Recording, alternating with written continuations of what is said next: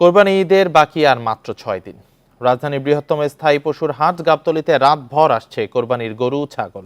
মধ্যরাতেও হাটে চলছে বেচাকেনা। অনেকেই আগে ভাগে কিনে নিচ্ছেন কোরবানির পশু।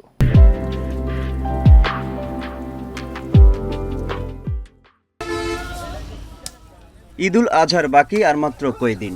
রাজধানীতে গাবতলীর পশুর হাটে ঢাকার আশেপাশে এবং উত্তরবঙ্গের বিভিন্ন জেলা থেকে আসতে শুরু করেছে কুরবানির পশু।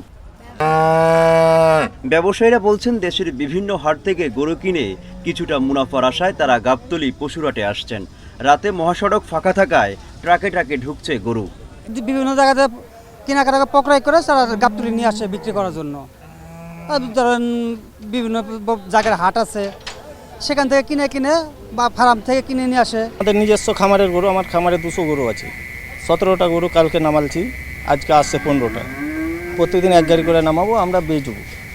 এখনও গাবতলীতে বেচাকেনা জমে ওঠেনি, তবে অনেকে মধ্যরাতে এসে হাটে ঘুরছেন, পশু দেখছেন, করছেন দরদাম। হাটটা ওরকম তো জমে নাই, আমরা কিনবো 2-1 দিন পরে কিনবো। আর আমরা পরিবার পরিজন নিয়ে দেখতে আসছি। 7-8 দিন বাকি আছে কুরবানির, তো গরু দেখতে আসছি। এখনও মোটামুটি গরু উঠছে ভালো, কিন্তু যদি পছন্দ হয়ে যায় তাহলে হয়তো আজকেই নিয়ে যাব। দেখতে আসে, যদি 50 জন দেখতে আসে তাহলে 5 জন কিনে আর 40 জন ঘুরে যায়, এইরকম আর কি। রাজধানীতে যাদের পশু রাখার জায়গা আছে তাদের অনেকেই ঝামেলা এড়াতেই আগেভাগেই কিনছেন গরু। গাবতলী পশুরহাটে দেখা মিলল এমন কয়েকজন ক্রেতার। জায়গা আছে, ওইখানে রাখবো, ওইখানে কিছুদিন লালন পালন করবো। এটা একটা শখ আর কি, আমাদের ঢাকার মানুষের শখ মেটানোর জন্য আগে কিনি আমরা সবসময় করি।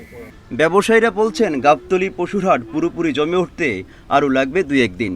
আর বৃহস্পতিবার রাজধানীতে বসবে মোট 22টি কুরবানির পশুর হাট। Mohammad Omar Faruk, Independent News, Dhaka.